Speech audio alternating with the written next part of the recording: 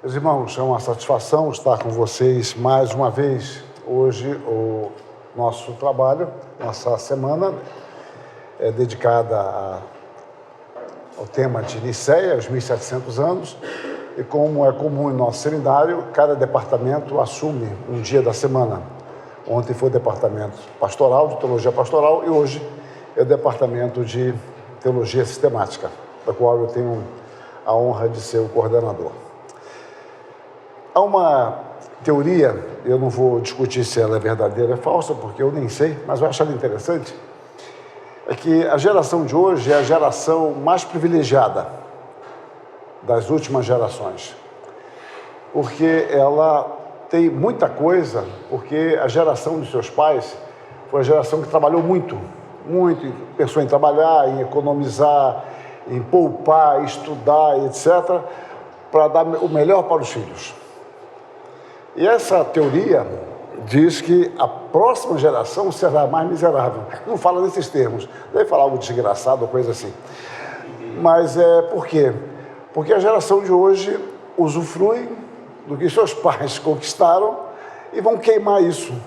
E quando queimarem, não terão mais o que deixar para outra geração. Bom, independentemente disso ser fato ou não, e a história vai dizer se é assim ou não, o fato é que todos nós dependemos de patrimônios. E Paulo fala aos Coríntios do patrimônio, da herança, do tesouro que ele trouxe. Tesouro está associado ao patrimônio, o patrimônio que nós deixamos. E nós também, quando falamos dos 1700 anos de Nicéia e da Reforma, nós falamos de patrimônio, um patrimônio que nós herdamos. Esse patrimônio vem sendo enriquecido ao longo dos séculos e certamente, com a nossa contribuição, poderá enriquecer-se ainda mais para a próxima geração. Nós nunca somos apenas receptáculos, né? Nós somos também transmissores do saber, do aprendizado e de uma herança espiritual. Então, Nicéia, entre tantas coisas, nos fala sobre isso. Hoje, o meu tema é o Concílio de Nicéia e a Reforma. Bom, começo eu aqui.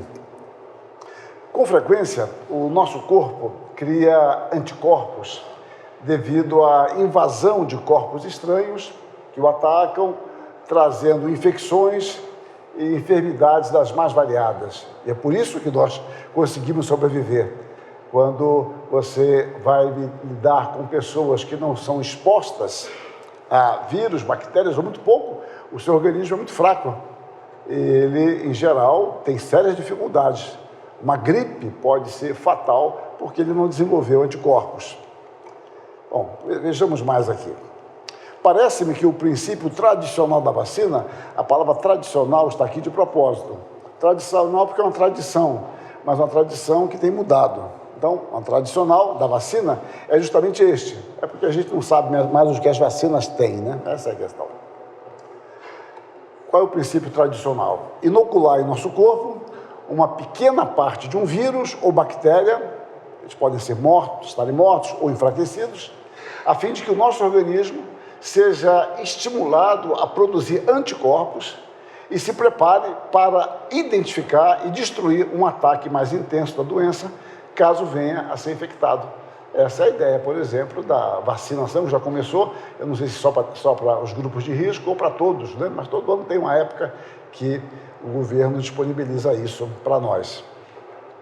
Processo semelhante ocorre com a presença de um corpo estranho, uma pedrinha dentro da ostra, que responde à irritação causada, secretando camadas de nácar, madrepérola, ao redor do corpo estranho, formando assim a pérola.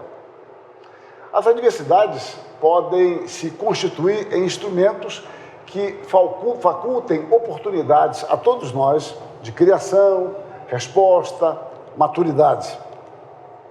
Isso me leva ao meu primeiro ponto aqui, a graça do sofrimento. O computador me traiu aqui, é FP, não tem esse S ali não, né? Eu estou indicando Filipenses 1:29, embora não vou expor o texto, mas apenas serve como alusão de que Paulo nos diz que vos foi concedida a graça de padecerdes por Cristo e não somente de crerdes nele. Ele fala da graça do padecimento e fala da graça da fé, a graça da salvação. Após o eloquente e desafiante sermão de Estevão e a sua consequente morte por apedrejamento, a morte própria para alguém que blasfemou, o grupo inquisidor, estimulado por esta atitude assassina, promoveu, como diz Lucas, grande perseguição contra a igreja de Jerusalém, com a permissão, e aqui a essência, de muito boa vontade do sumo sacerdote. O termo usado em Atos 8:1 para descrever a perseguição já apresenta uma ideia de uma caçada. Ele não precisava nem categorizar, bastava usar a expressão que ele usou para a perseguição. É uma expressão usada para caçar um animal e é usada muito no Novo Testamento para as perseguições feitas a Jesus Cristo, aos apóstolos, aos discípulos, e Paulo mesmo usa para ele esta expressão, a ideia de perseguir. Ele é o perseguidor e depois ele fala que agora ele é perseguido. Ele sabia bem o que era isso pelos dois lados. Lucas, então, inspirado por Deus, pinta este quadro de forma mais forte. Ele adjetiva, como eu falei, não precisava adjetivar, mas ele adjetiva de grande, megas, indicando assim a intensidade, a severidade da perseguição. Saulo foi o grande líder desta ação contra os cristãos. Ele mesmo fala, em Atos 22 e Atos 26, quando ele dá testemunho da sua conversão. Nesta primeira grande perseguição, nós vamos ver claramente a direção divina. Primeiro, os apóstolos não foram dispersos, permanecendo em Jerusalém. É uma coisa curiosa, eles não foram dispersos, mas pelo campo da providência, a gente entende que ali permaneceram para poder sedimentar a mensagem do Evangelho ali, em Jerusalém. Segundo aspecto, até agora a igreja não havia cumprido a totalidade da ordem divina que dizia: recebereis poder ao descer sobre vós do Espírito Santo e sereis minhas testemunhas, tanto em Jerusalém como em toda a Judéia e Samaria e até os confins da terra. A igreja não havia ainda atendido essa questão. Poderia ser que atendesse mais tarde, eu não sei. Eu só sei que ela não tinha atendido e agora ela vai atender. Os apóstolos, ao que parece, não haviam saído dos limites da Judéia com o objetivo de proclamar o Evangelho. O verbo usado para descrever dispersão, diaspeiro, está ligado à sementeira e semeadura, sendo empregado unicamente por Lucas no Novo Testamento, e às vezes que ele usa é sempre para falar desta perseguição. Ele usa em Atos 8, 1 e 4, e depois em Atos 11, 19, para falar daqueles que foram dispersos e saíram pregando o Evangelho. A palavra associa-se a semear, a semente. Assim, por intermédio da perseguição, os discípulos saíram de Jerusalém, levando as boas novas do Evangelho, semeando a semente do Evangelho de Cristo.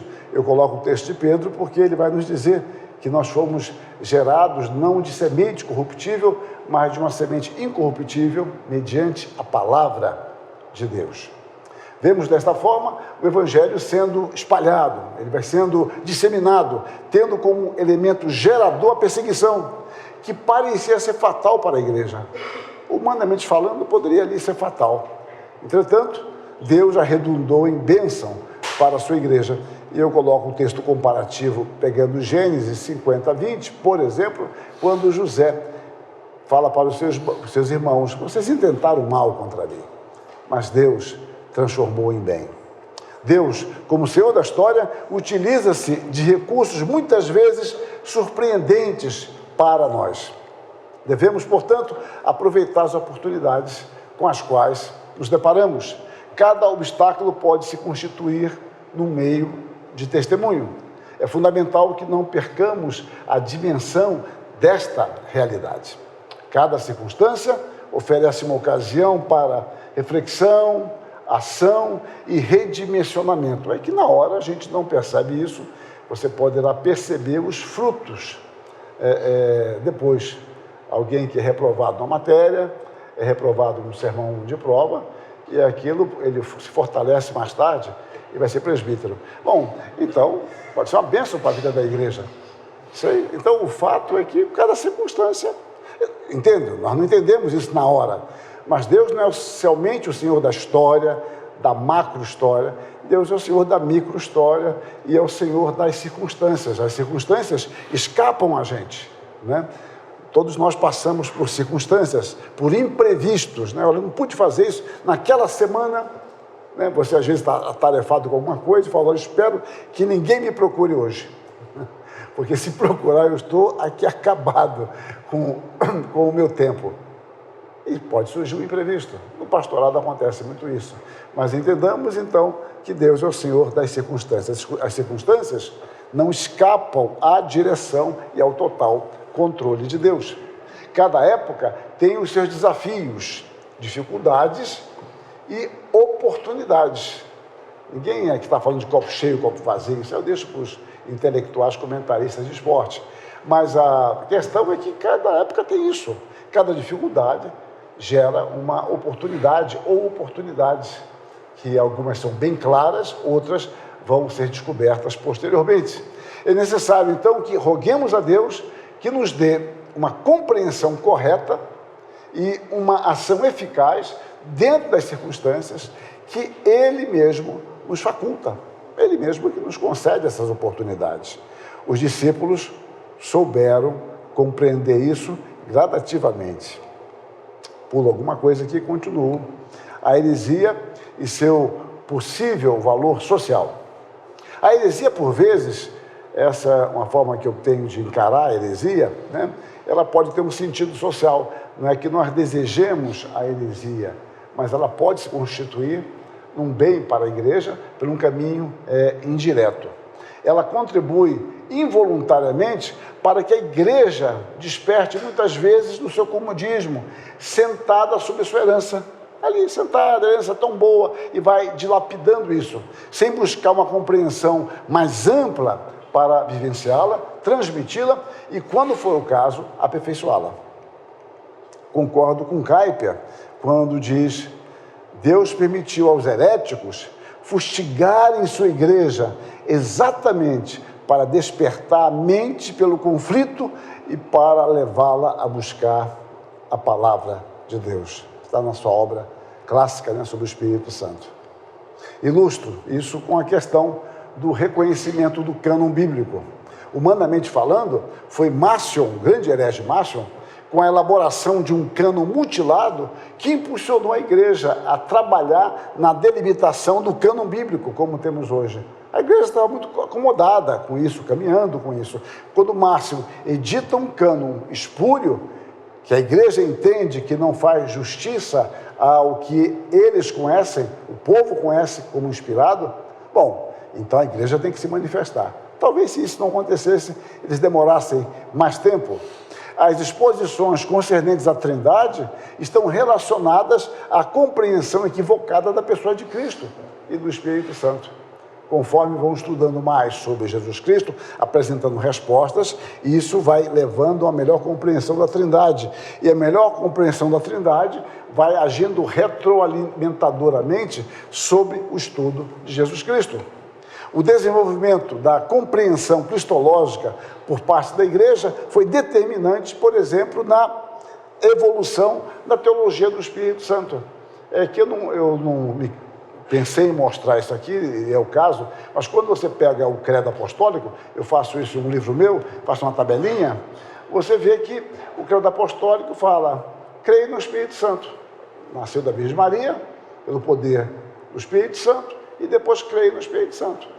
Não havia desenvolvimento da doutrina. Claro, não havia por alguns motivos, e um dos motivos que me parecem óbvios é porque não havia ataque. Como não havia um ataque ao Espírito Santo, a questão era muito tranquila. Quando começa agora a surgirem teorias, a igreja começa a pensar sobre isso, os teólogos começam a trabalhar com este assunto. É apenas uma ilustração. Mas antes, bastava dizer: creio no Espírito Santo.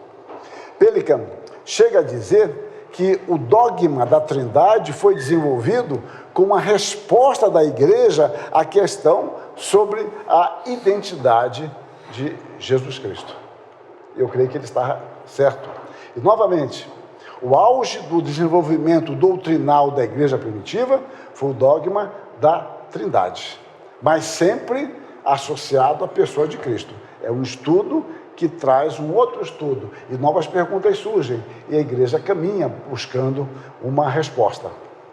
No final do segundo século, uma citação que eu fiz ontem e disse que repetiria hoje, Irineu testemunha que a Igreja de Deus, espalhada por toda a face da terra, declarava a sua fé trinitária conforme recebida dos discípulos, a saber, a fé em um só Deus, Pai onipotente, que fez o céu e a terra, o mar e tudo quanto nele existe, em um só Jesus Cristo, Filho de Deus, encarnado para a nossa salvação. Repare que a ideia de substancialidade aqui não existe, porque não havia esse problema, não se tinha se perguntado sobre isso. Olha, é o Deus encarnado, agora, mesmo a essência de Deus, não é?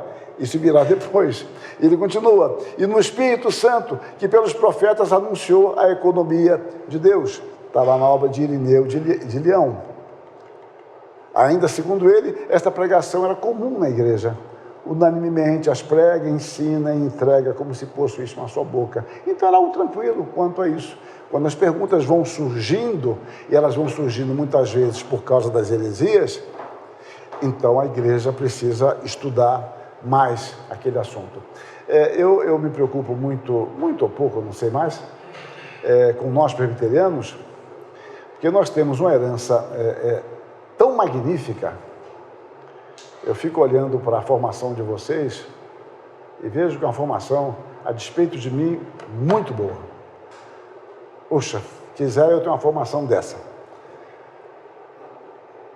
Isso eu estou falando não somente para vocês, né? Pegando a igreja, o que nós temos na nossa igreja. A nossa herança teológica é algo magnífico. Mas nós podemos nos acomodar com isso. A pior tipo de acomodação, no sentido de você apenas, já nem faz distinção, já nem importa mais o que é bom e o que não é, porque isso é tão comum para você. É como aquela mãe que me irrita profundamente no self-service, com 3 criancinhas, lindas em geral, e pergunta, filho, você quer picanha? Não. Você quer bacalhau? Você quer camarão? Bom, eu não conheço esse self-service, tá? Certamente não é daqui da esquina. Bom, mas o fato é que eu criei uma figura, mas eu já vi, né? Você gosta de bacalhau? Não. Poxa vida, a questão não é de gostar, de poder comprar. O que eu quero dizer é que quando a gente tem fartura, o nosso risco é desperdiçar coisas. Desperdiçar. Nós temos tanta coisa. Pensa no nosso campo, no Brasil, no campo de energia que temos, a nossa mata, nossos recursos hídricos, minerais. A gente desperdiça, e eu desperdiço, porque eu nem sei o que é não ter isso. Não sei se você entende. A gente desperdiça porque nós somos criados assim. Então, nós não estamos nem aí para isso, porque não percebemos. Até você viver num país que pode ser muito rico, mas ele não tem esses recursos, então ele tem que economizar. Vocês tomam banho com mais fartura aqui, pelo menos eu estou com essa hipótese, do que na Suíça. Nosso banho é melhor. Nós somos melhores do que os suíços. Nosso banho pode ser mais demorado. E, de fato, pode ser mesmo. É apenas uma comparação bastante singela. Então, nós temos coisas demais. E quando temos demais, não há nenhum mal em ter demais, devemos dar graças a Deus, a gente desperdiça. Então, eu fico observando a nossa herança, a herança que nós temos. E eu não estava previsto contar aqui, mas conto a ilustração que às vezes eu conto em alguma palestra, quando eu falo sobre tradição reformada, e eu encerro com essa figura aqui. A figura eu li no Miguel Riso Júnior, que foi pastor da Igreja Unida. Ele faleceu em 75, eu não o conheci, mas li algumas obras dele. Já vi obras dele sendo doadas, jogadas fora aqui também, e para mim aquilo era uma raridade no meu tempo de estudante. Bom, mas o Miguel Riso é tido como um grande pregador presbiteriano, grande, que formava escola, as pessoas o seguiam, e as pessoas gostam de dizer como é que ele era, como é que ele não era. É um senhor bonito, cabeleira bonita, né? Parece que durante o sermão ele jogava o cabelo para o lado, assim para trás e tal, e me diziam, deve ter um pouco de maldade aí. Eu não gosto de maldade, mas eu vou contar. Então, até mesmo quem sofria de esterilidade capilar e o seguia, no meio do sermão fazia isso, vai ser CT, porque ele faz... Bom, não sei se isso era assim mesmo, mas voltemos ao Miguel Riso. Ele conta essa história num livro que um diácono me deu, lá no Rio de Janeiro, sobre lendas e fatos. Lendas e fatos. É um livro raríssimo hoje, imagino. Eu sei que alguém vai procurar no Google, vai achar por R$10, tá tudo bem. Mas era raríssimo. E ele conta a história de um homem, que era um mendigo, que ele passou a vida inteira sentado em cima de uma rocha. Ali. Isso na Índia, se eu não me engano. E os comerciantes já o conheciam, porque anos ali, tal, o comerciante vai, leva o seu filho com ele, o filho conhece, sabe daquele homem, mais tarde assume a loja e acabam tendo um carinho por ele. A vida inteira ele passou ali. A aplicação que o Miguel Riso faz é diferente da minha, tá? Então, depois de alguns anos, aquele homem morreu. E agora é uma tristeza, né? E os comerciantes, desde que eu nasci que esse homem está aqui, outro eu vim para cá, era pequenininho, meu avô já me falava dele e tal. Vamos enterrá-lo aonde? Então, foram enterrá-lo ali. Acharam que melhor enterrá-lo ali. Onde ele ficou sentado, falei, não sei de família dele, nada. Ele passou a vida inteira sentado naquela rocha. Então, tiraram a rocha e foram cavando. E quando foram cavando, se depararam com algo muito duro. E esse algo muito duro era um tesouro. Um tesouro riquíssimo. De ouro, talvez, eu não sei. E ficaram admirados com aquilo.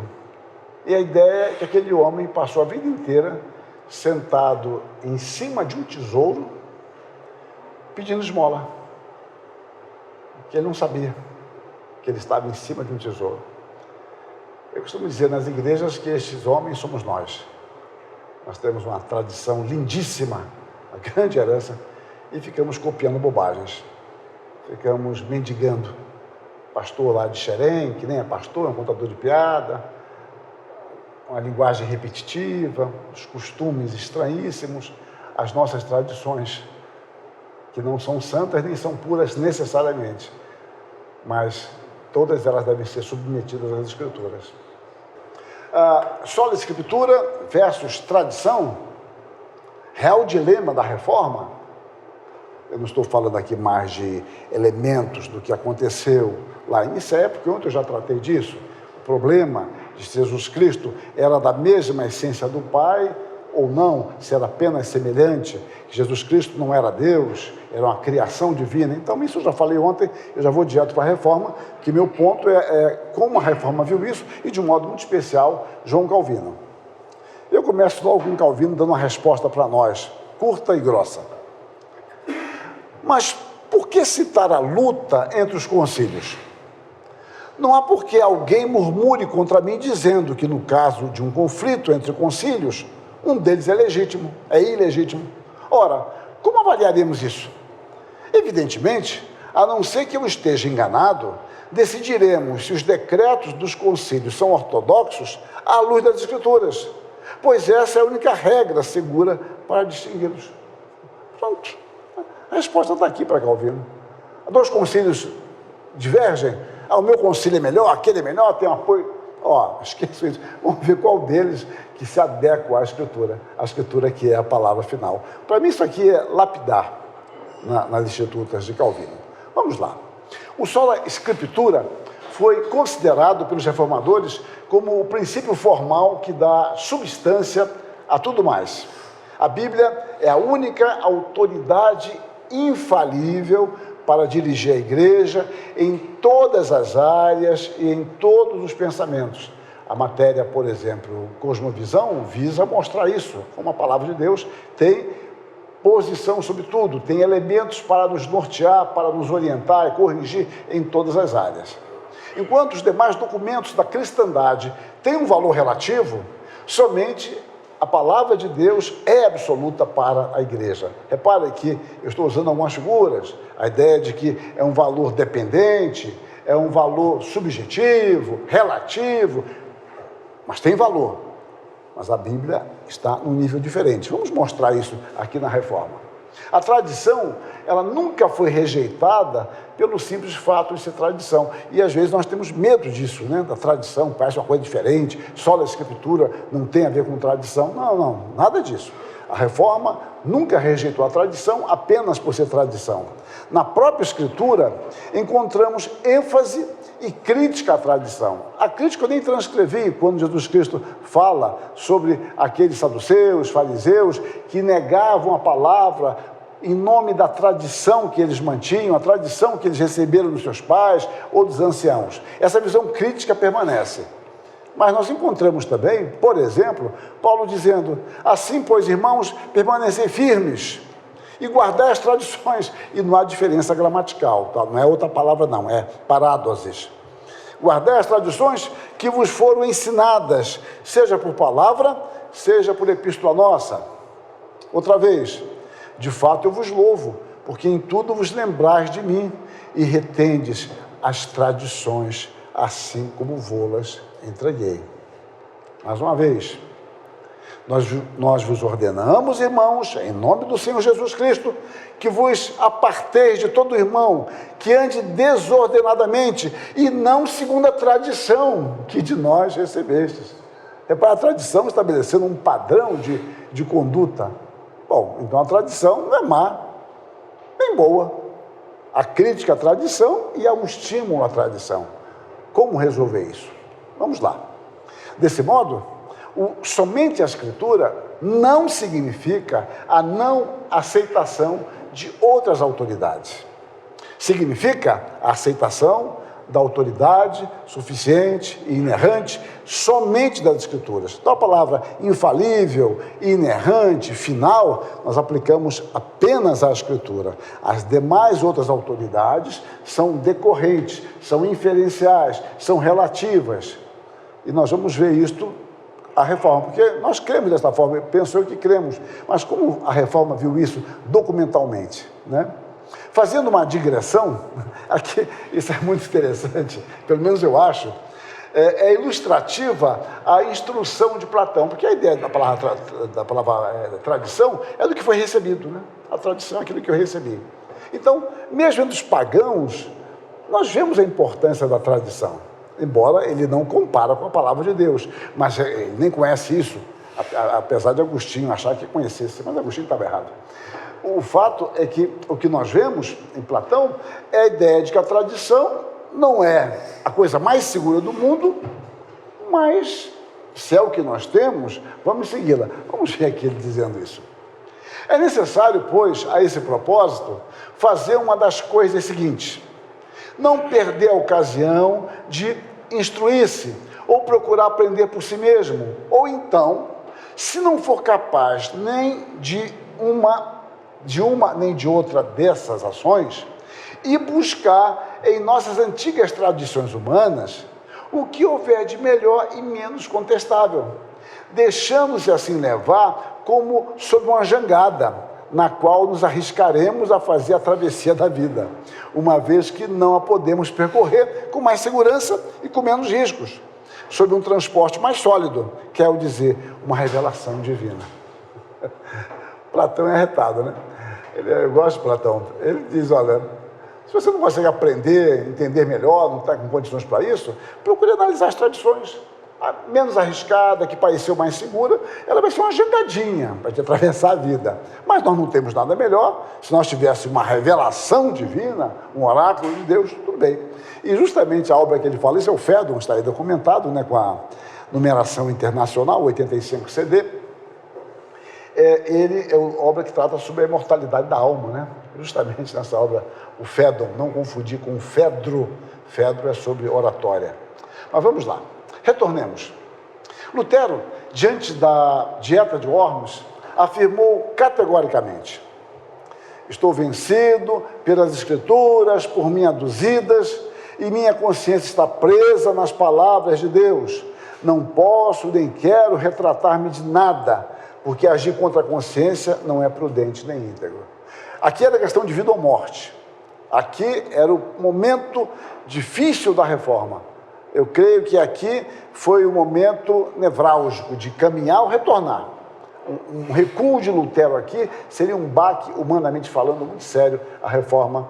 Mas ele permaneceu firme. Mas ele não buscou apoio em alguma autoridade. Vocês me provarem que Calcedônia pensa diferente de mim, se disser... Nada disso.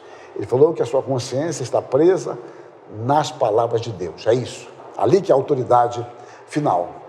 Autoridade relativa. O conselho que o próprio Calvino emitiu no prefácio à edição francesa das Institutas, que é essa que a gente tem traduzida, a de estudo, né? Aquela edição de estudo, então aquela ali que é de 1541, permanece para todas as suas obras também como princípio avaliador do labor humano. Importa em tudo quanto exponho recorrer ao testemunho da Escritura, que aduzo para juizar da procedência e justeza do que eu afirmo. Ou seja, Calvino entende que a sua obra ela deve ser avaliada a partir de uma autoridade externa, que é a palavra de Deus. Ele crê, está interpretando corretamente a palavra, mas ele importa recorrer ao testemunho da Escritura.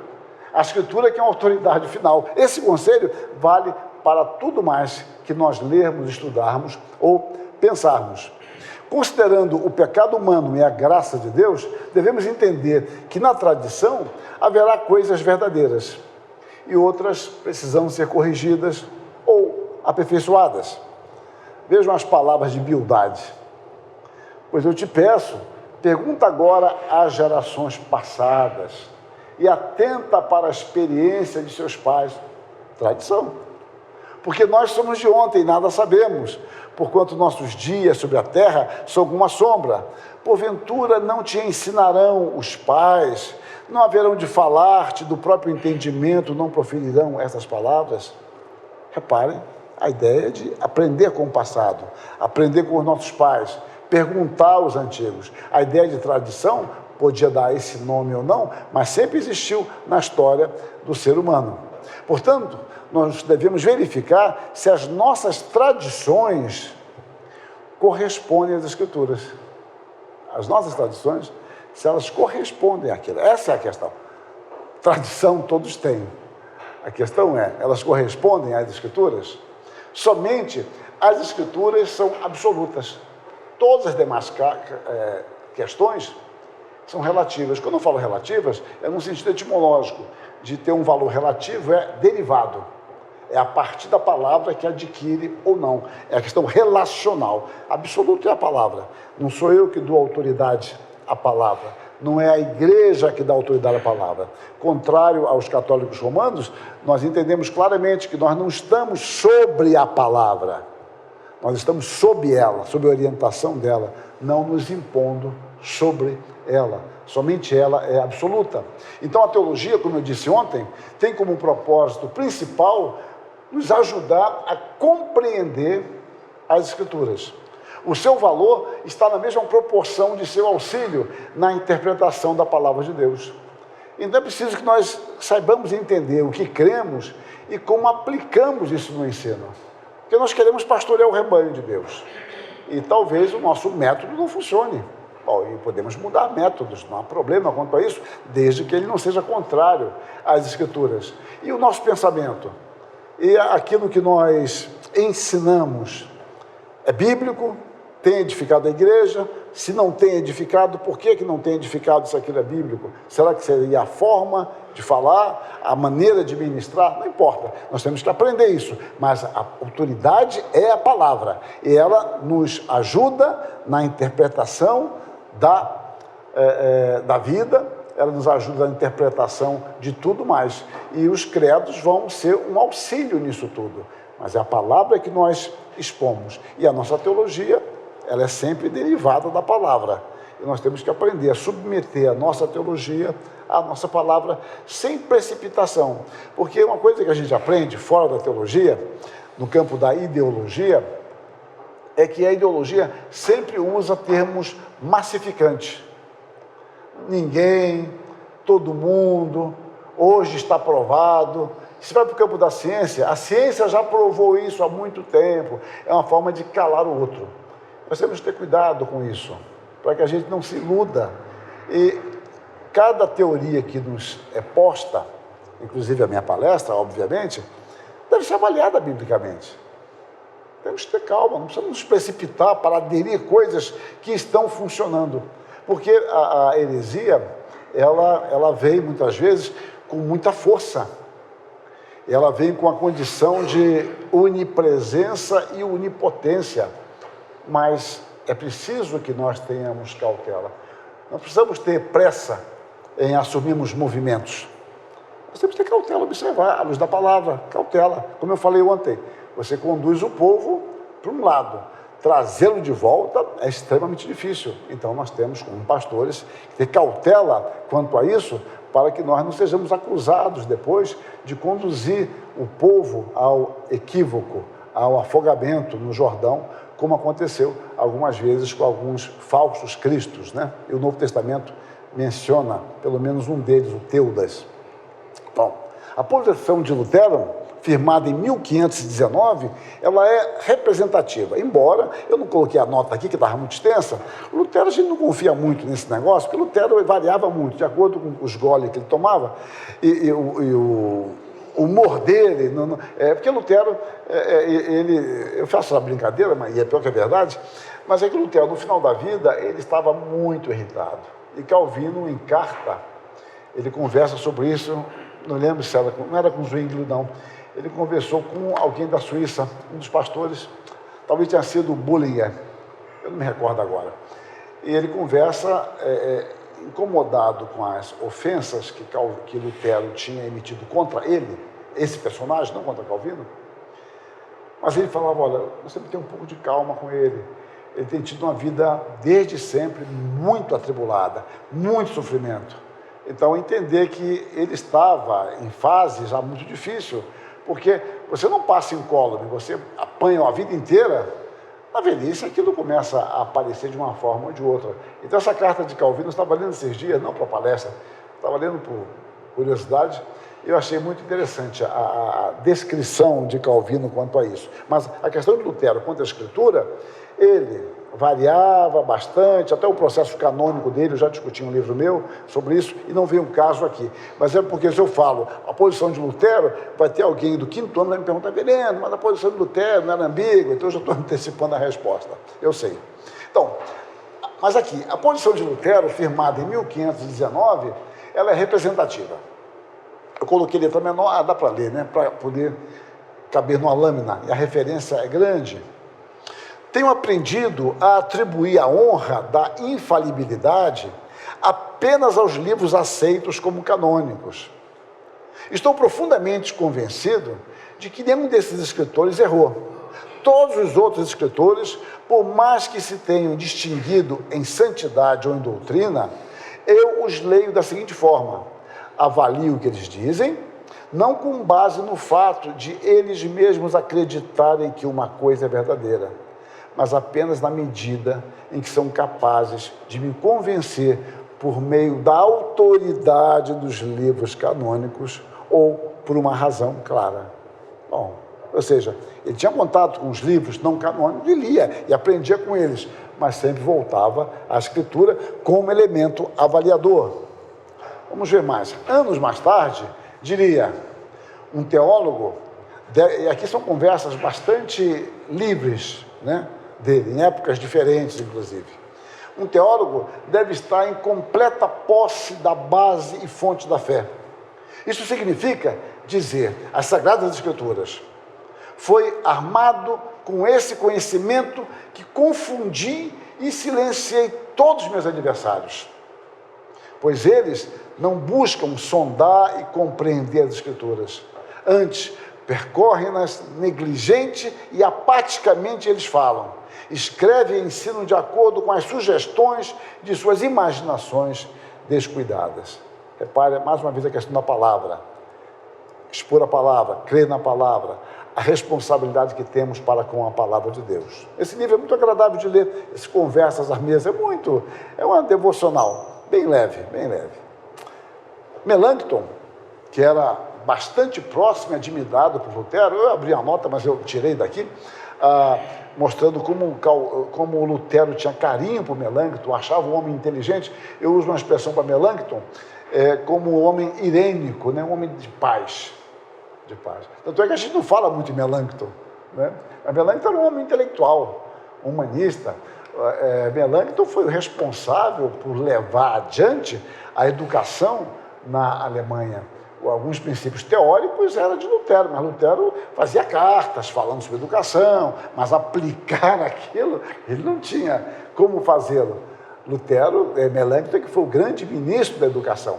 Qualquer obra que você estudar, qualquer obra não, obras boas sobre história da educação vão dar um grande valor a Melanchthon. E Lutero percebia isso nele. Ele fala, em determinado momento, não só do zelo, mas da humildade, da cortesia, que era própria da personalidade de Melanchthon. Então, Melanchthon, bastante próximo e admirado por Lutero, aqui tinha uma notinha, e que mais tarde tornou-se também amigo de Calvino, e isso custou caro para Melanchthon, porque até hoje ele é acusado de criptocalvinista, né? Eu pensava em criptonita, mas não é isso não. O criptocalvinista é um calvinista escondido, né? Um calvinista disfarçado, um calvinista enrustido. Ele não era, não, mas ele aprendeu muito com Calvino também. Bom, amigo de Calvino, em 19 de setembro de 1519, respondendo a questões para obter o bacalaeros bíblicos, ou seja, ele vai se tornar um prelecionador bíblico, ele afirma no seu exame, né? Não é necessário para um católico crer em quaisquer outros artigos de fé, que não aqueles dos quais a Escritura é testemunha. A autoridade dos concílios está abaixo da autoridade das Escrituras. Já havia alguns pensado semelhante coisa, mas aqui a coisa era feia, né? Ele falar isso na obtenção do seu título, que a autoridade dos concílios está abaixo da autoridade das Escrituras. Ou seja, a tradição nossa, verbal, conciliar, não importa, está abaixo da Escritura, né? E depois eu digo aqui, depois de indicar, né, a nota, eu digo, vozes como essa já brotavam aqui e ali entre alguns líderes católicos. Vejam-se alguns exemplos do Timóteo Jorge, que é um autor batista, mas é bom, porque tem autores excelentes, nossos irmãos batistas, e esse é um bom autor. Lendo as Escrituras com os reformadores, como a Bíblia assumiu o papel central da reforma religiosa no século XVI, página 89, ele ilustra isso também. Esse livro aqui é muito bom, inclusive na área de hermenêutica, não para técnica hermenêutica, mas para você ver a prática da leitura, como eles faziam, como eles liam as Escrituras. É muito interessante esse livro, e o Timóteo Jorge é muito bom, eu gosto muito dele. Bom, os dizeres da Confissão Gaulesa, que a gente espera ter em breve traduzida, ela em 1559, capítulo 5, resumem bem, para mim aqueles dizeres resumem bem o espírito que orientou a aceitação da tradição e dos credos pelos reformadores. Olha só que eloquência, brevidade. Concluímos que nem a antiguidade, nem os costumes, nem a maioria, nem sabedoria humana, nem julgamentos, nem prisões, nem as leis, nem decretos, nem os concílios, nem visões, nem milagres podem se opor a esta santa Escritura. Mas, ao contrário, todas as coisas devem ser examinadas, regulamentadas e reformadas por ela. Nesse espírito, nós reconhecemos os 3 símbolos, a saber, o credo dos apóstolos, de Nicéia e de Atanásio. Mas por que você crê nisso? Porque eles estão de acordo com a palavra de Deus. Eu desconheço um resumo mais bem feito. E Calvino foi o autor dessa confissão, né? Este princípio, então, ele permaneceu com grande vitalidade nos sistemas reformados, inclusive como princípio metodológico de reflexão e elaboração teológica, porque esse princípio nos dá uma forma de ver, uma maneira de olhar a realidade. É aquilo que eu costumo chamar tecnicamente de quadro de referência. Te dá um referencial que você passa a olhar as coisas a partir daí. Então, se você toma isso como pressuposto, você vai analisar todas as coisas a partir da palavra de Deus. E as ideias, elas terão importância, terão um valor, se elas se harmonizarem com as Escrituras. As teorias mais mirabolantes, que estão na moda, muito bem, e parecem bem razoáveis, vamos analisá-las biblicamente. É isso que vai conferir autoridade para nós. Então, esse referencial teórico é que deve modelar a nossa mente, o nosso coração como reformados. Bom, do mesmo modo, aqui é a coisa mais longa. Declararia posteriormente, em 1580, a formulação Concórdia, a Fórmula Concórdia. A Fórmula Concórdia é uma síntese crítica dos catecismos que a igreja luterana já possuía. Os teólogos se reúnem e vão fazer essa síntese, vão firmar pontos, esclarecer pontos. Então é muito importante essa fórmula Concórdia. E diz lá: cremos e ensinamos e confessamos que somente os escritos proféticos e apostólicos do Antigo e do Novo Testamento são a única regra e norma segundo a qual devem ser atualizadas e julgadas igualmente todas as doutrinas e todos os mestres. Os grifos são meus, obviamente, né? Outros escritos, entretanto, dos antigos ou dos novos mestres, seja qual for o nome deles, Lutero está aqui embutido, né? Seja qual for o nome deles, não devem ser equiparados à Escritura Sagrada, porém todos lhe devem ser completamente subordinados. Dessa maneira, retém-se a distinção entre a Sagrada Escritura, do Antigo e do Novo Testamento, e todos os demais escritos, ficando somente a Escritura Sagrada como único juiz, regra e norma, de acordo com que, como única pedra de toque, todas as doutrinas devem e têm de ser discernidas e julgadas quanto a serem boas ou mais, corretas ou incorretas. Os demais símbola, era chamado assim, né, os credos, os símbolos de fé, né? Os demais símbolos, todavia, e os outros escritos citados, não são juízes, como é a Escritura Sagrada. Eu posso usar o meu símbolo de fé, sim, como parâmetro, para falar, olha, não bate aqui, pelo que nós cremos, não, sem dúvida. Porém, aí eu volto àquela questão da Confissão de Westminster, né? Capítulo 1, seção 10. O critério último é o Espírito falando na Escritura. Eles estão dizendo algo bem parecido aqui, nessa fórmula Concórdia, da minha edição, página 499 a 501. Bom, portanto, diz o Packer, um autor contemporâneo, morto em 2006, a questão não é se temos, aliás, 16 eu acho, a questão não é se temos tradições, mas se as nossas tradições estão em conflito com o único padrão absoluto nessas questões, as Escrituras Sagradas. Esse livro, ele é feio, a capa dele é feinha, mas é um livro excelente, viu? Esse livro, a Religião de Poder. Tem vários artigos, então um artigo aqui, que eu estou usando, é o artigo do Packer, e o editor é o Michael Horton, né? O Michael Horton. Essa questão de ter tradição ou não ter, eu lembro um professor meu que contava uma história da resistência francesa, e que ali já havia uma influência ainda incipiente do que seria o existencialismo. E um daqueles da resistência francesa dizia que não havia nada nesse mundo pelo qual valia a pena morrer. Não há nada nesse mundo pelo qual vale a pena morrer. Era uma espécie de mote dele. E um sujeito com uma delicadeza própria colocou a baioneta aqui. Eu calculo que a baioneta devia ser tipo aquela faquinha do Rambo, né?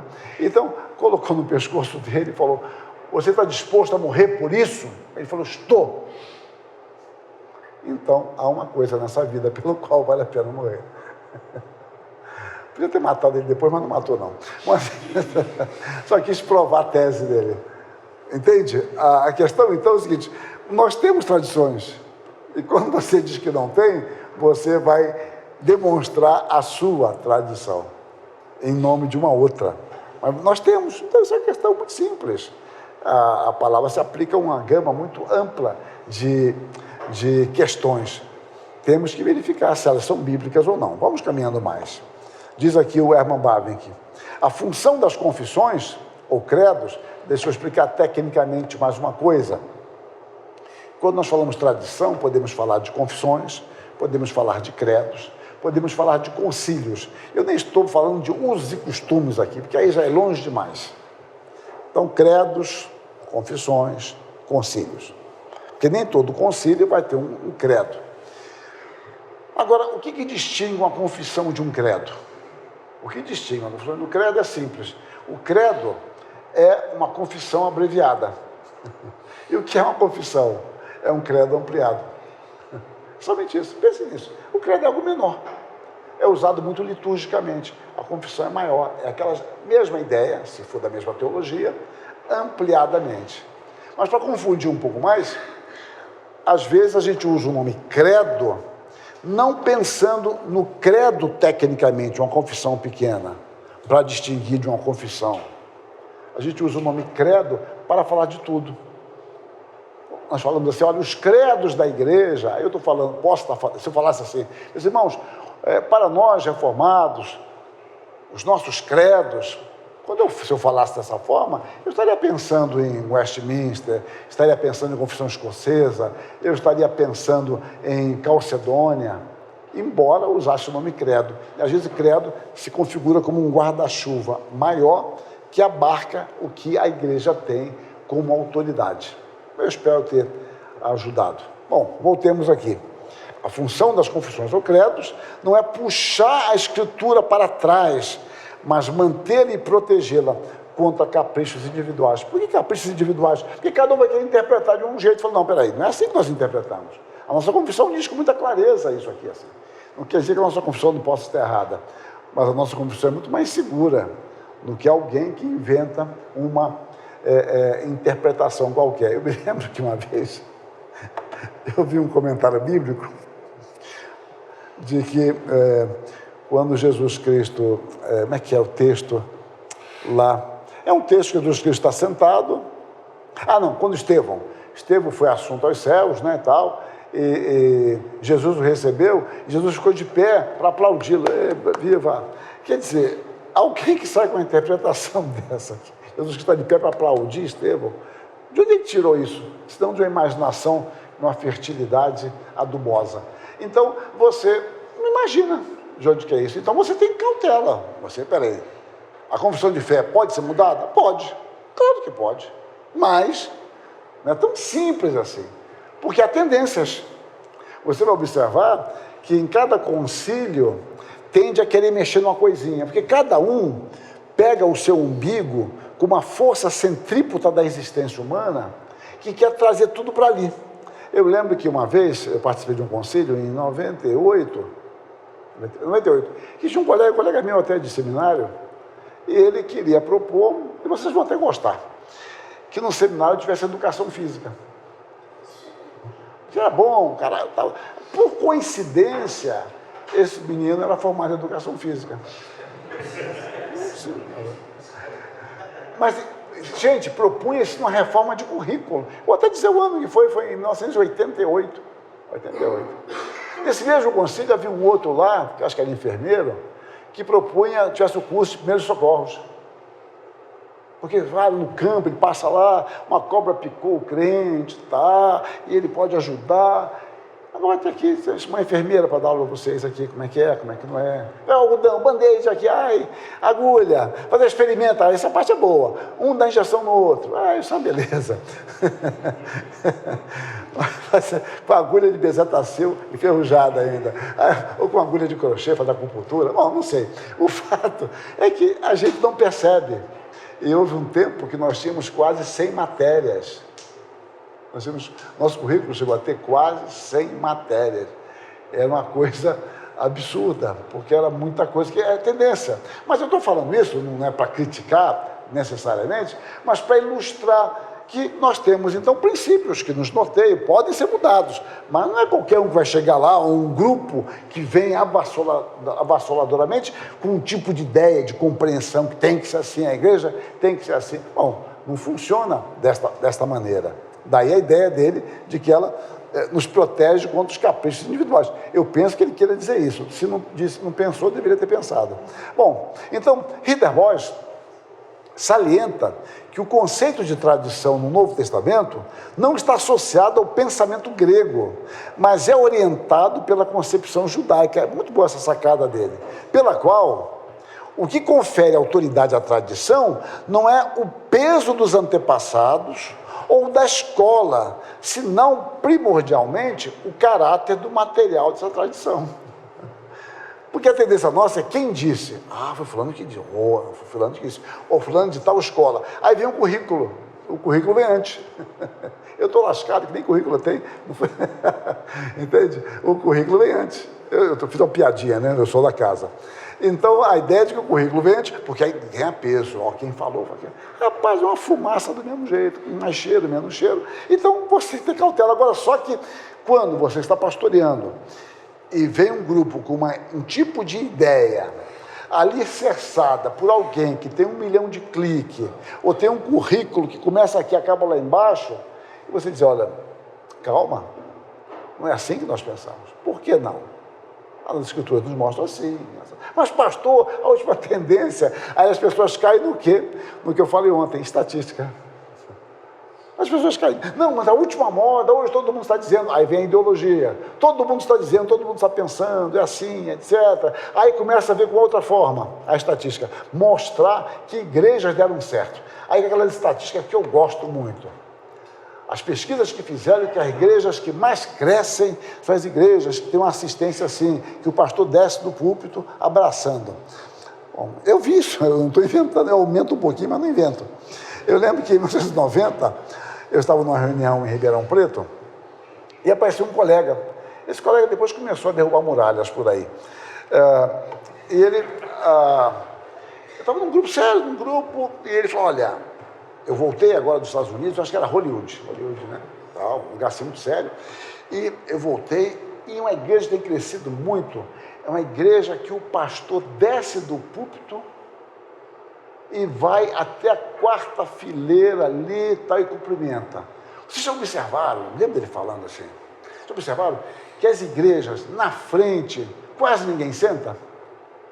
Fica vazia a frente. Aqui é um negócio, né? Minha tese é que o crente é o único que chega primeiro para ficar longe. É um negócio tudo humilde, né? Os melhores não quero melhor lugar, não para o outro. Ele fica, vou chegar cedo, senão vou ter que pegar lugar na frente. Bom, no futebol não é assim não. Bom, mas vamos lá. Então ele falava, então o pastor descobriu isso, então ele, enquanto cantava algum hino, ele descia e cumprimentava, abraçava, acho que até fungava no cangote do cara, esse detalhe eu não sei, e abraçava, e aí os bancos da frente começaram a encher. Por quê? Porque todo mundo queria ser afagado pelo pastor. Eu ia para o 20º banco, aquele pastor me afagando, quer dizer, mas a igreja gostava. Bom, aí um cara tem coragem de falar isso na reunião de pastores, com uma coisa fantástica, o pastor descer para cumprimentar e abraçar, passar barba no outro, até o 4º banco, porque o crente... Gente, muita tolice. E vocês vão ver coisas mais sofisticadas, mas a última pesquisa que dá... E o Espírito entrou aonde nesse negócio? A pregação na palavra, como é que é isso? Então, tomem cuidado. Não estou dizendo que todas as ideias são ruins. Absolutamente, é claro que não. Mas é a palavra, esse é o Espírito que norteia a palavra. Não é quem disse, qual é a escola de pensamento. É o valor, o material disso. E o material dessa tradição tem que ser sempre visualizado, avaliado pela palavra de Deus. Ainda que nós não tenhamos resposta imediata, mas nós vamos ter ocasião de orar, estudar, pedir a Deus que nos direcione. Calvino e Nicéia. Diz Calvino, comentando Colossenses 1,12, não há nada que Satanás mais tente fazer do que levantar névoas para obscurecer Cristo. Pois ele sabe que, dessa forma, o caminho está aberto para todo tipo de falsidade. Assim, o único meio de manter e também restaurar a doutrina pura é colocar Cristo diante de nossos olhos, exatamente como ele é, com todas as suas bênçãos, para que seu poder possa ser verdadeiramente percebido. Isso tem a ver, de uma certa forma, com aquela questão que o reverendo André colocou ontem, né, de Cristo não ser mais o centro da pregação. Cristo é o centro não só da pregação, obviamente, mas de tudo que nós vamos avaliar. E quando você tira Cristo de cena, me permitam dizer assim, você coloca outra coisa, outros elementos, outros aspectos secundários, e chegará ao ponto de que até algo que negue a Jesus Cristo. E às vezes nós falamos com muito boa intenção, o que é o Evangelho? Eu estava até estudando em sala esses dias. O Evangelho é pregar Cristo. Bom, mas quem é esse Cristo que você crê? Aí você pode pregar um Cristo ariano. Se você prega um Cristo ariano, é um Cristo que não é Deus. Então essa pregação, que é a ideia de ontem, não é genuinamente bíblica. Nós temos que definir quem é o Cristo que nós anunciamos. Calvino tinha uma visão equilibrada sobre os conselhos ecumênicos da igreja. Ele reconhecia o valor histórico e teológico de muitos deles, especialmente quando estavam alinhados com as Escrituras Sagradas. E para ele isso era uma coisa tranquila. Por exemplo, ele rejeitava o Concílio de Nicéia. Ele vai rejeitar o outro. Ele respeitava o Concílio de Nicéia, ainda que reconhecesse a importância da intervenção de Constantino para que os debates voltassem aos trilhos corretos. Eu não estou dizendo que ele gostava disso, mas ele reconhecia que ali Constantino foi importante, né? Então ele respeitava Nicéia por sua defesa da doutrina da Trindade e a elaboração do credo niceno. Para Calvino, esses concílios eram úteis na medida em que ajudavam a preservar a pureza da fé cristã. Seria Calvino um ariano enrustido? É uma coisa muito engraçada. Ele foi acusado disso, Isso eu descobri não tem muito tempo, não. Eu achei uma coisa curiosa e resolvi colocar aqui. Tratando de uma disputa surgida em 1537, quer dizer, Calvino estava recente em Genebra, ele chegou lá em 36, então Calvino jovenzinho aí, com 20 e poucos anos, né? No Sínodo de Lausanne, quando Calvino e Farel foram acusados de arianismo por um teólogo que migrou para o protestantismo. Eu tive vida desse teólogo, ele ainda tinha um ranço católico, oração pelos mortos, mas era protestante. E depois voltou ao catolicismo, Peter Caroli. Eu estava lendo sobre por que Calvino seria acusado disso. E é simples. É porque Calvino, ele evitava usar o termo consubstancial quando falava do Filho. Ele cria nisso, mas Calvino era um princípio dele. Calvino evitava usar termos não escriturísticos. Não é que ele não usasse, Trindade não está na Bíblia, mas ele usava a palavra Trindade. Mas, enquanto possível, ele evitava usar termos não bíblicos, ele preferia termos bíblicos. E reparem, Calvino está no início do seu ministério. A sua teologia vai se desenvolver com o tempo, mas já tem um adversário ali, que também estudou em Sorbonne, doutor em teologia, mas era um cara um tanto inquieto. Acabou voltando lá para as barras do Papa. Bom, mas tudo bem, vamos lá. Farel e Calvino apresentaram a sua defesa e eles foram absolvidos pelo concílio. Bom, Caroli, acusado de calúnia, é considerado indigno do ministério. Em geral, você vê historiadores não protestantes falando, ele foi bater de frente com Calvino, foi perseguido. Foi nada. Os concílios que demonstraram que ele era um caluniador, indigno. Então, nenhuma igreja queria ele. Foi para Estrasburgo, tenta voltar para Lausanne e não vai dando certo. Ele ficou marcado por causa disso. Schaff é um dos historiadores que eu mais aprecio. É pena que ele não tem nada traduzido no campo da história, né? Ele tem apenas uma obra antiga sobre Jesus Cristo, publicado pela imprensa metodista, mas é coisa de 70 anos, ou algo parecido. É o Philip Schaff. E aqui eu fico com problema, mas até onde eu pude pesquisar é isso. Mas vamos lá, depois eu explico. Schaff afirma que Calvino teria depreciado o credo niceno. E Schaff é um historiador muito sério, dizendo, aí está aqui a expressão em latim e a tradução livre. Calvino teria dito o seguinte, que o credo niceno era uma canção mais adequada para uma cantilação do que para uma fórmula confessional. Bom, O Schaff diz isso na sua obra de Credos da Cristandade, volume 1, página 27 e tal, e na sua obra, que é magnífica também, 8 volumes, a história da igreja cristã. Ele afirma a mesma coisa, nos dois lugares, tal. Bom, se Calvino fez isso, de fato, ele tinha um baixo conceito de Nicéia. Porém, Warfield, que é outro gigante, aí é a questão, são dois gigantes. O Warfield refuta Schaff quanto a essa declaração. Está na obra dele, que na biblioteca tem. Aqui tem as obras do Schaff e tem do Warfield também, a sua obra sobre Trindade. Aqui são as obras completas de 10 volumes e é o volume 5. Bom, ele fala, olha, nunca encontramos isso em Calvino. Bom, então eu digo o seguinte, eu não vou dizer que nunca vou encontrar esse Calvino, mas não me consta Calvino tendo dito aquilo. Por outro lado, o Schaff é um historiador muito sério, mas o Warfield também é. Então, até hoje não me consta isso. Se Calvino disse aquilo, ele errou. Deve ter sido uma bobagem que ele falou. Bom, daí, tudo que ele diz tem que ser submetido às Escrituras. Mas eu quis levantar essa questão aqui. É porque o Schaff, ele quer justificar porque o Caroli o acusou. E o Schaff também, ele enfrentou muitas dificuldades. Bom, deixa eu fazer um parênteses aqui. Antes de você ler a obra de um historiador, estude o historiador. Antes de ler a obra, estude o historiador. O Schaff, ele foi para os Estados Unidos e teve muita oposição nos Estados Unidos, pelo jeito dele trabalhar. Havia preconceito com ele, de uma escola muito mais tradicional de pesquisa alemã, e os alemães sempre foram muito bons em pesquisa. Não tem. Talvez os mais próximos sejam os holandeses, mas os alemães são pesquisadores tremendos. Não quer dizer que as conclusões deles sejam boas, aí é uma outra história, uma outra questão. Mas que são pesquisadores.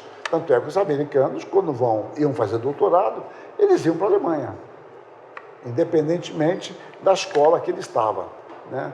O Roger foi para lá, o próprio Warfield estudou na Alemanha, né? O próprio Warfield estudou na Alemanha, e foi lá que a esposa dele sofreu um acidente. Aí foi um negócio que já não veio o caso aqui. Mas então, você observa que o Schaff, alguns o achavam liberal nos Estados Unidos. Ele foi acusado, foi processado. Então a vida dele nos Estados Unidos não foi tão boa assim. Bom, se havia preconceito com ele, e ele tinha seus ranços, a sua pesquisa não está livre disso. Nem o Warfield, de também ter má vontade. Eu não estou dizendo que essas coisas aconteceram como eu estou dizendo. Porém, o que eu estou dizendo é que precisa-se de mais pesquisa. Tá? Então, eu estou mostrando os dois lados. Por enquanto, eu sigo aqui o Warfield. Por que o Warfield? Porque eu gosto mais do Warfield? Não. Porque me parece mais razoável Calvino não ter dito isso. Mas se disse também, se lasca Calvino, com todo respeito. Né? Com todo respeito. Bom, vamos lá. Valor e limite da tradição. A Reforma revoltou-se quanto à suposta autoridade da tradição, independente da Escritura e pretensamente nivelada com ela. É por isso que a gente tem que negócio, não, a tradição não, é só a Escritura, não tem tradição, nada disso. Porque a Reforma se revoltou com a tradição, mas com a tradição independente, como se tivesse autoridade própria e vida própria. E a Reforma nunca aceitou isso. Por outro lado, a Reforma não criou a partir de um vácuo, é outra coisa. Nós, protestantes, tendemos a pensar que tudo começou com a Reforma, né? Porque podemos cantar aquele corinho, na minha infância cantava, joguei a tristeza fora, né? Acho que ninguém conhece mais isso não, né? Manda fogo, a pessoa conhece. Bom, então, mandei a Idade Média fora, lancei embora do meu coração. Não é assim. A Reforma não vai nascer num vácuo, ela vem aqui de forma, uma teologia pronta do céu, ou tudo que veio antes está errado e agora ela vai construir. Nada acontece assim, meus irmãos. Não existe um vácuo, ou não existe um vácuo também asséptico, conceitual, né? Você conceitua de uma forma pura, você está purificado de todas as formas. Além de mim, eu não sei se alguém faz isso. Uma piada, viu, gente? Obrigado. Sei lá, se fica pensando que eu estou falando sério, né? Além de mim, alguém fazer isso. Bom, então a reforma não criou a partir de um vácuo. Antes, valeu-se da tradição, das contribuições de diversos servos de Deus ao longo da história. Nós vimos o próprio Confissão Gaulesa falando, ó, nós cremos no credo niceno, nós cremos no credo de Atanásio, nós cremos no credo apostólico. Olha, estamos recebendo isso. A reforma não vai inventar a doutrina da Trindade, a reforma não vai inventar a divindade de Cristo, a humanidade de Cristo. Calvino se vale de diversos autores. A gente pensa muito em Agostinho, mas provavelmente o mais citado por ele é o São Vítor. São Vítor é o que ele mais cita. Se não é do que ele mais cita, um dos que ele mais cita é São Vítor. Então ele se valeu de N autores. É que às vezes a gente vê obras inspiradas. Aí essas obras eu fico quieto, né? Obras sem bibliografia, sem citação. Aí deixa a revelação direta, né? Mas tirando esses casos, que aí eu já não posso discutir, como é que eu vou discutir oráculos de Deus na mente de teólogos brasileiros? Bom, então eu fico quieto. Mas o fato é que você não constrói num vácuo. Isso não é assim. O que você aprende de metodologia? É para você demonstrar que você está construindo a partir de outros e está atribuindo crédito a quem de direito. É isso. Por isso que você faz suas notas. Ó, eu não estou inventando isso aqui. Fulano disse. Porque fulano disse pode estar errado, é verdade. Eu vou analisar você e o outro possa achar errado. Tudo bem. Mas aqui está uma construção de pensamento. E essa construção é de vida inteira. É de vida inteira. Você não para nunca mais. Seminário é apenas aprender a pesquisar. Se não aprendeu aqui, não vai aprender nunca mais. Nunca mais, esqueçam. Porque depois é mestrado, doutorado, aí já não. Ali não é lugar para você aprender. Ali é para você refinar coisas. Senão você vai fazer um mestrado, doutorado, e vai ter o título, e vai ficar lá falando a vida inteira sobre o mesmo tema. Que é aquilo que você estudou.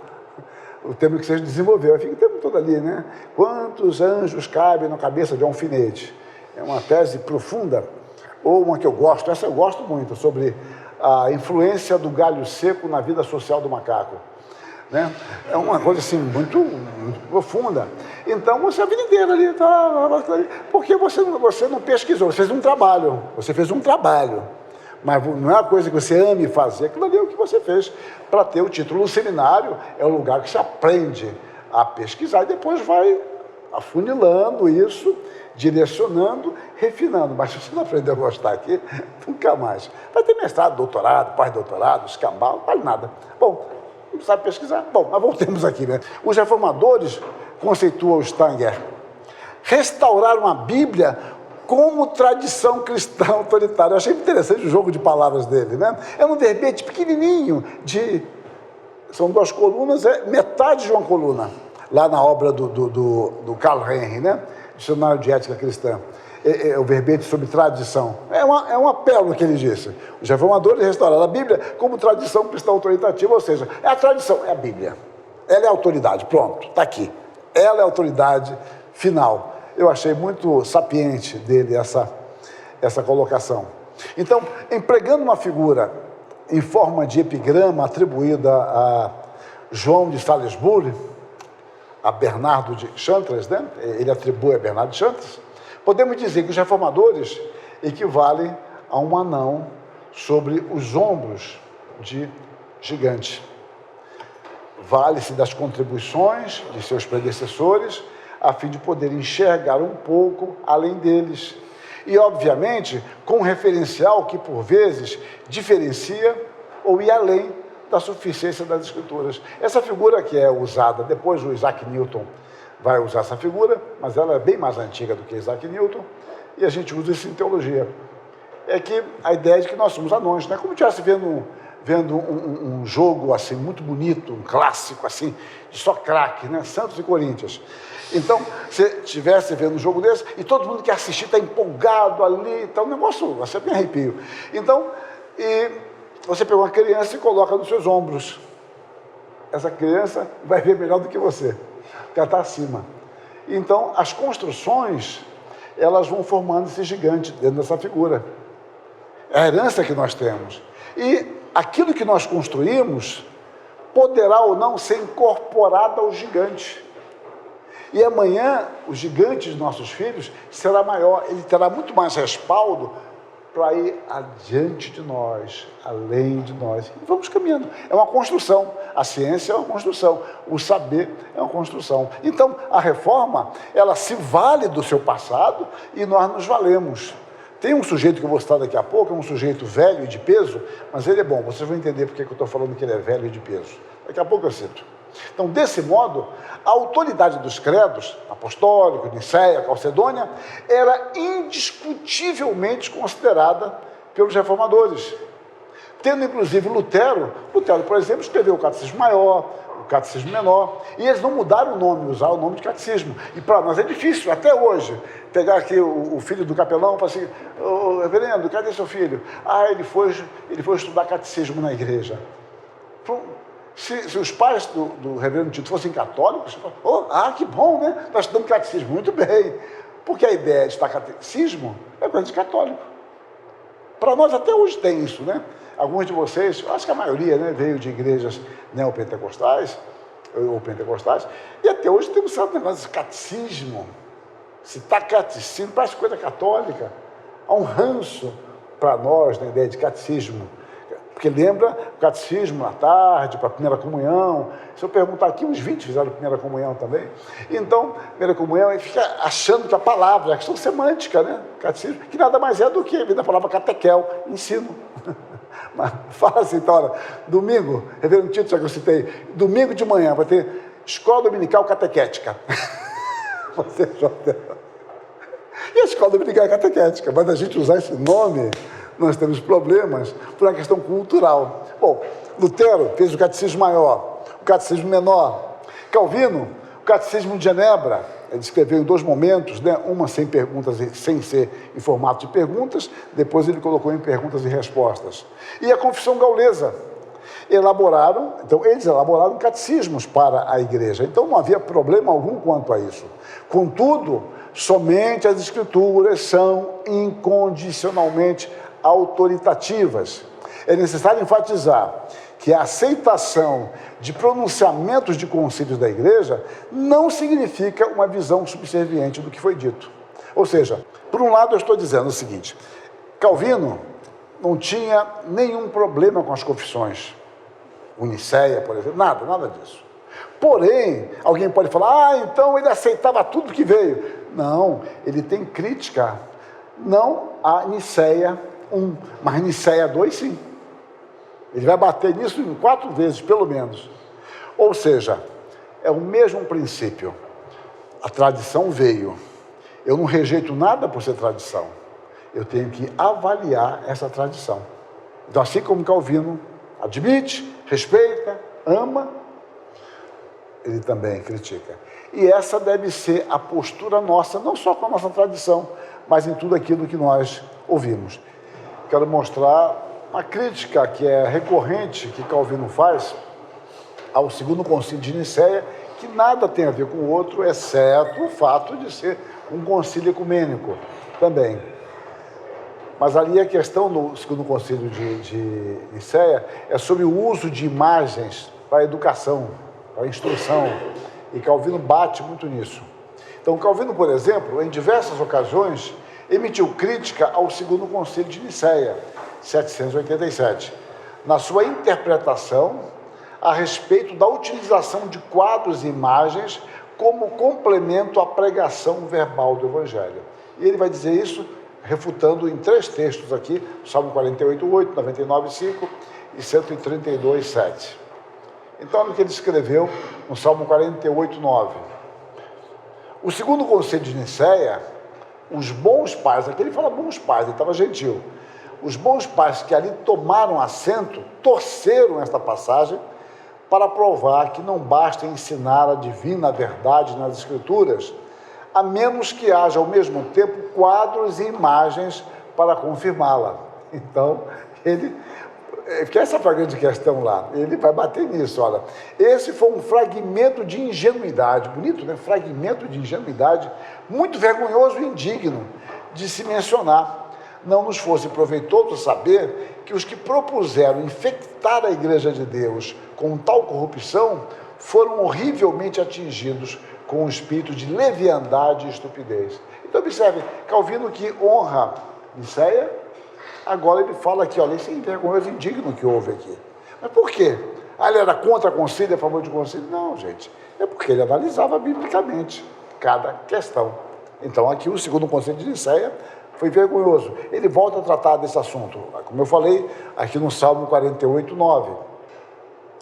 Em outro texto mais longe, mais longo, que é o Salmo 99, 5, ele diz: os frenéticos, eles chamam de frenéticos, os frenéticos bispos gregos, no segundo concílio de Nicéia, muito vergonhosamente perverteram esta passagem, quando tentaram, por meio dela, provar que Deus quer ser adorado através de imagens e pinturas.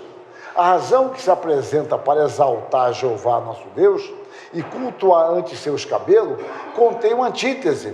Ele é santo, pois o profeta, ao santificar o nome do Deus único, declara que todos os ídolos dos pagãos são profanos, como se quisesse dizer: ainda que os pagãos reivindiquem para seus ídolos uma santidade imaginária, eles são, não obstante, meras inutilidades, uma ofensa e abominação. Alguns traduzem esta sentença assim: pois ele, o escabelo, é santo. Mas a luz do final do Salmo transparecerá que o desígnio do profeta para este título era distinguir Deus de todos os ídolos. E agora, em outra passagem, no Salmo 132, 7. Em referência a esta passagem, a nossa atenção é despertada à espantosa ignorância do segundo concílio de Nicéia, no qual os dignos pais fracos torceram-na como prova de idolatria, como se Davi ou Salomão ordenasse ao povo que erigissem estátuas a Deus e cultuassem-nas. Agora, quando as cerimônias mosaicas estão abolidas, adoramos ante o estrado dos pés de Deus, ao rendermos submissão reverente à sua palavra e nos erguemos com base nas ordenanças, para prestar-lhe um genuíno culto espiritual. Sabemos que Deus não desce do céu imediatamente ou em seu caráter absoluto, e que seus pés são afastados de nós e colocados em um estrado. Devemos ser cuidadosos em subir a ele por meio dos degraus intermediários.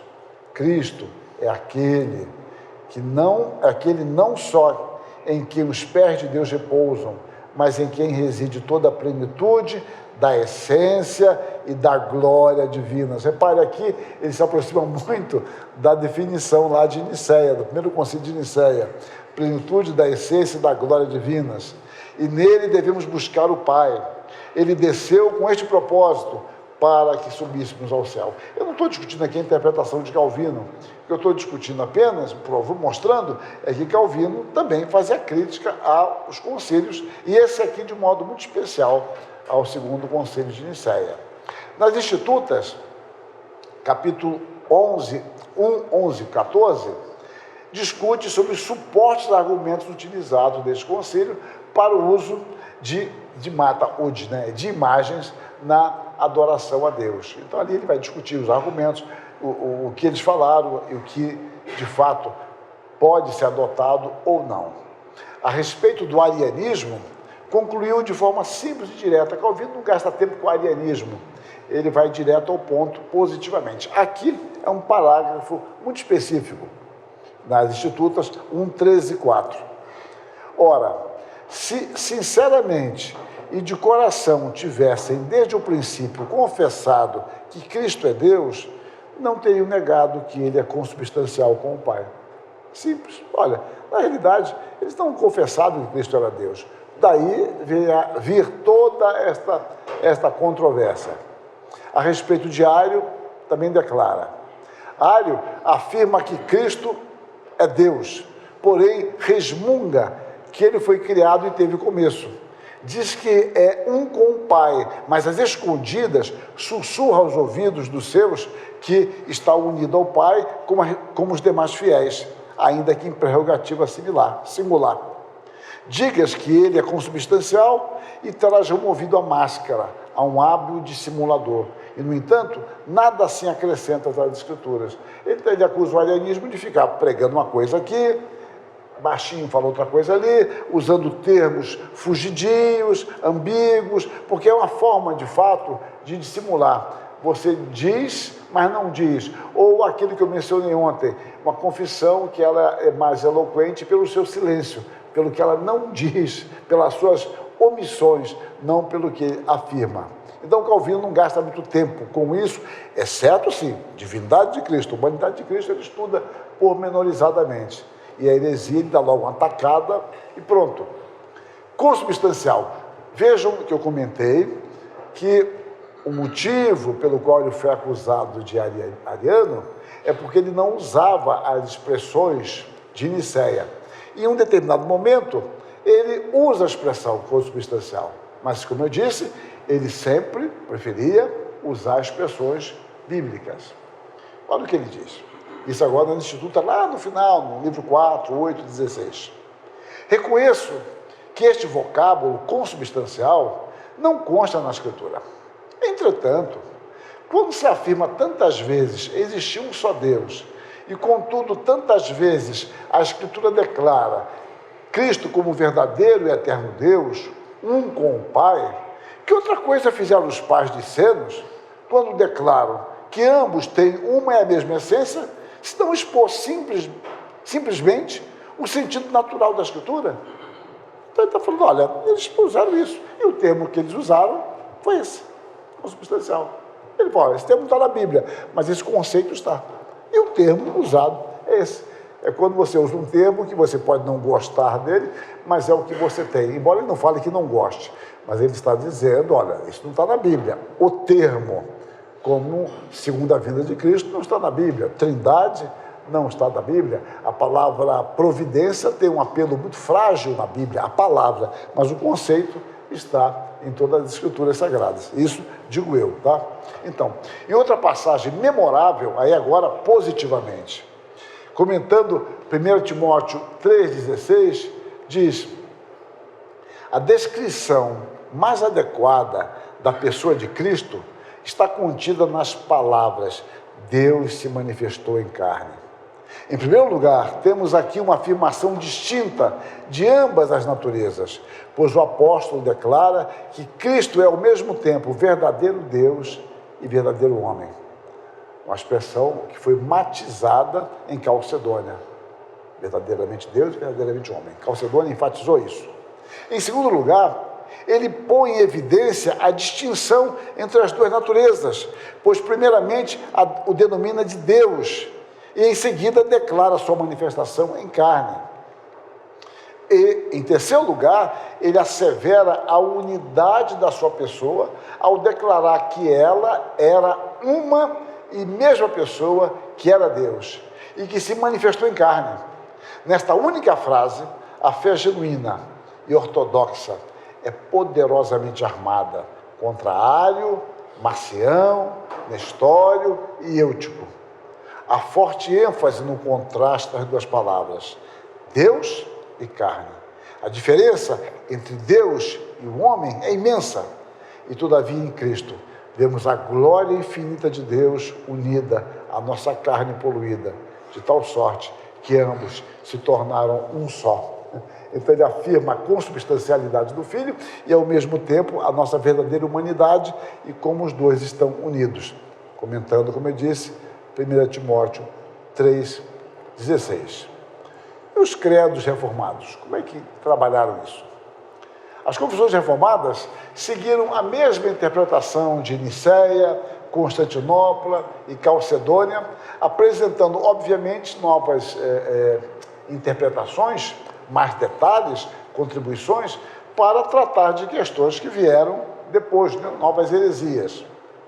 A Confissão de Westminster, a mais madura confissão reformada, declara: O Filho de Deus, a segunda pessoa da Trindade, sendo verdadeiro e eterno Deus, observe, a ênfase aqui é mostrar que não houve um tempo em que ele foi criado. Ele é eterno Deus, da mesma substância do Pai e igual a ele. Quando chegou o cumprimento do tempo, tomou sobre si a natureza humana, com todas as suas propriedades essenciais e enfermidades comuns, contudo sem pecado, sendo concebido pelo poder do Espírito Santo no ventre da Virgem Maria e da substância dela. Interessante isso da substância dela, porque os anabatistas tinham uma ideia de que Maria seria uma espécie de útero celestial, né? Que não houve nada dela no Deus encarnado. Ela foi apenas um canal, foi uma mãe de aluguel que não influenciou em nada. Ou seja, Jesus Cristo, ele veio pronto do céu, apenas passou por ela e pronto, né? E aqui diz, ventre de Maria e da substância dela, ou seja, ele herdou a substância de Maria. Continua.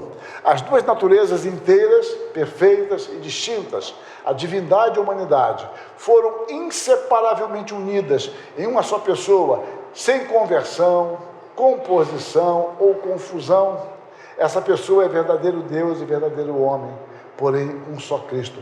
Aqui é um ponto importante, a unipersonalidade de Cristo. Foi muito tratado disso, de vez em quando a igreja, no nosso falar comum, você ouve assim, aqui Jesus agiu como Deus, ele perdoou pecados.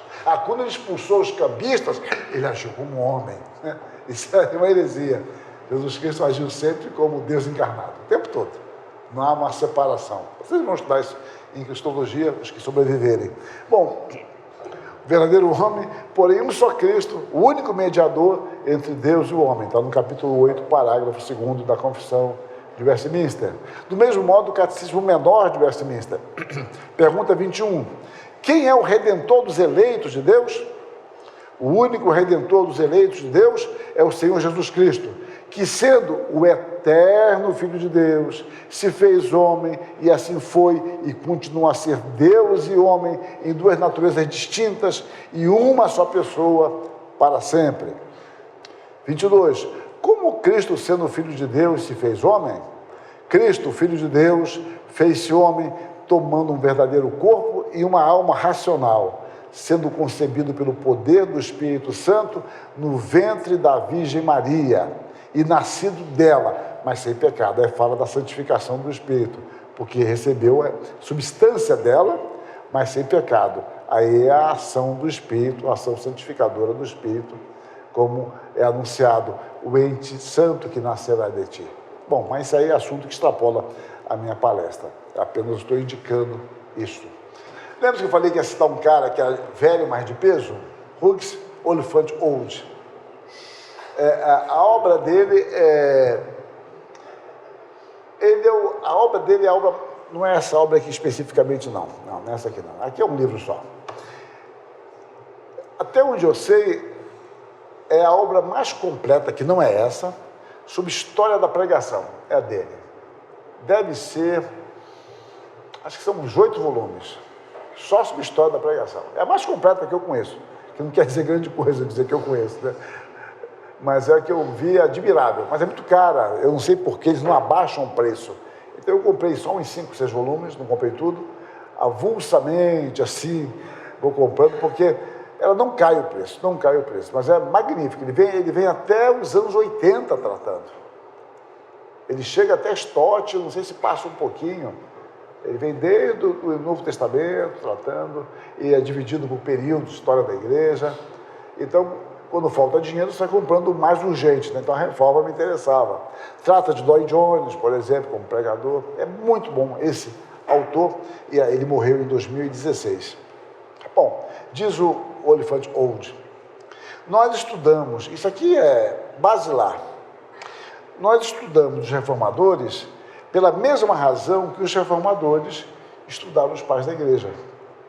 Eles são testemunhas da autoridade da igreja. Os reformadores estudaram os comentários patrísticos sobre a Escritura, porque eles enriqueceram o seu próprio entendimento da Escritura.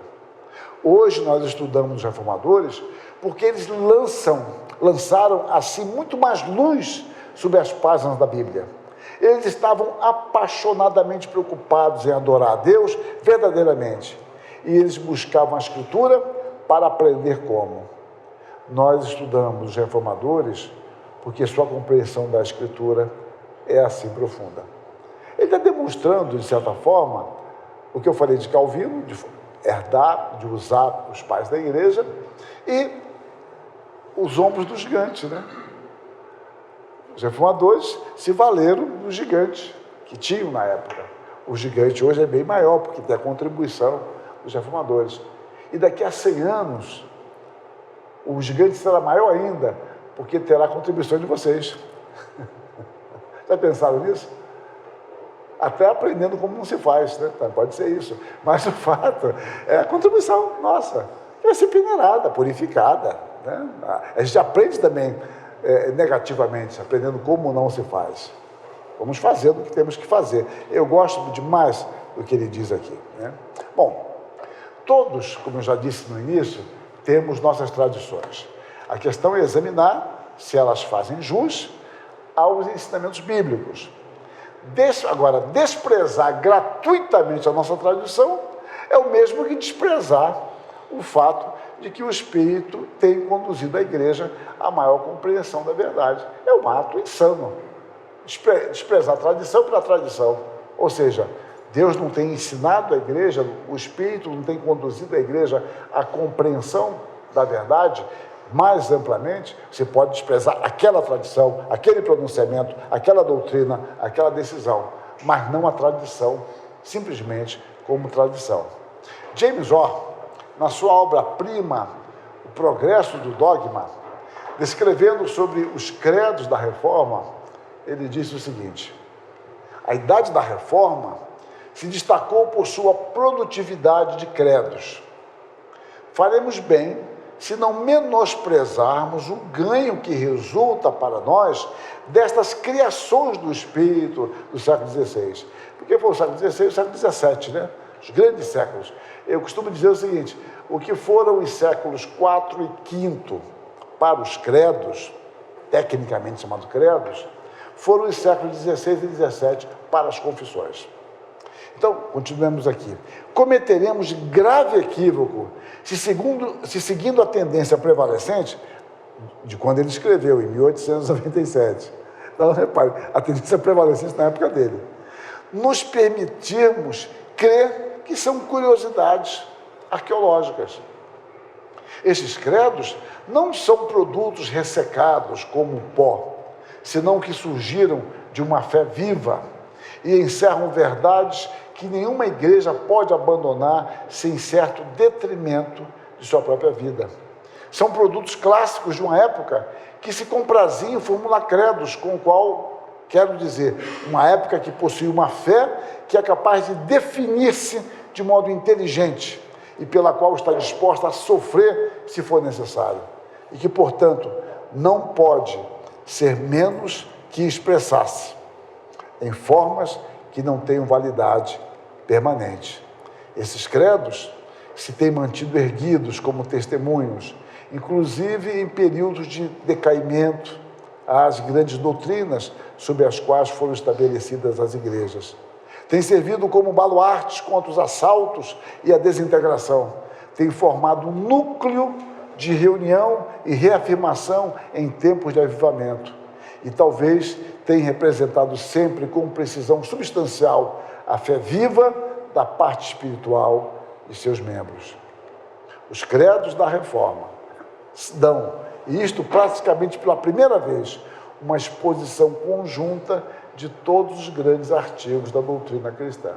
Ou seja, esses credos se valeram de outros credos, que de outros e de outros, tentando uma compreensão mais abrangente da palavra de Deus.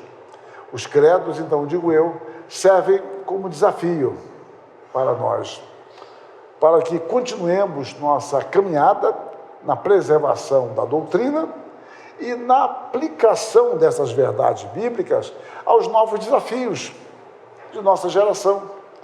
E nós estaremos sendo integrados a uma nobre sucessão daqueles que lutaram pela fé. Lutaram. Os credos não nasceram gratuitamente, de nada. Houve grandes lutas intelectuais, morais, espirituais e, por vezes, físicas, né? Integrando-nos, assim, a essa nobre sucessão daqueles que amam a Deus e a sua palavra e que buscam entendê-la e aplicá-la em submissão ao espírito, à vida da igreja. Repare que nada aqui é passivo. Nós recebemos isso e nós continuamos caminhando, entendendo, estudando, aprendendo, e as coisas vão se amarrando gradativamente. Eu sei que quando você está no primeiro ano, as coisas parecem muito soltas, né? E com o passar do tempo que você vai amarrando cada ideia, os conceitos, pensando em implicações, em associações, elas vão ganhando sentido. No início é muita informação, e depois que as conexões vêm com maior naturalidade. Não é que não possa ser feito isso antes, mas é com o tempo, com a vivência, convívio com seus professores, com seus colegas, com as leituras que fazem, e vamos assim caminhando. Uma tradição saudável tem compromisso com o passado na geração do futuro. Nós não ficamos apenas olhando para o passado. Nós vivemos hoje e aplicamos essas verdades que nós cremos e aceitamos como tais às necessidades de hoje. Portanto, eu gosto muito do que fala aqui o Parker, que eu já citei.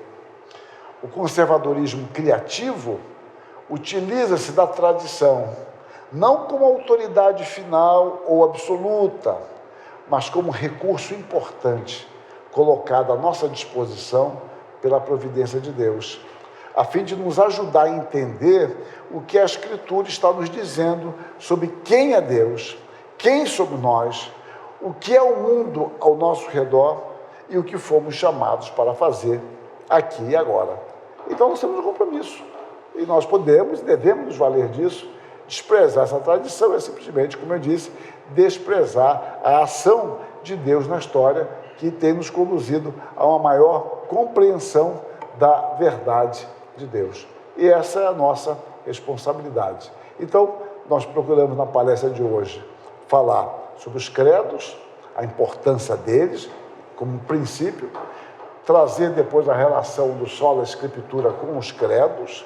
Depois vimos Calvino e outros reformadores, no caso mais Calvino e Lutero, a posição deles quanto aos credos em relação à Bíblia como a palavra final de Deus, e depois afunilamos em Calvino a questão do arianismo e, ao mesmo tempo, a visão que ele tinha de Nicéia, uma visão bastante positiva, que faz jus a um princípio metodológico de aceitar que os credos são importantes para a vida da igreja, porém, não são infalíveis e eles são passíveis de crítica. Basicamente, é isso que eu preparei para hoje.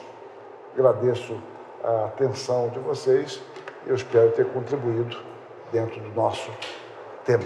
Deus abençoe a todos.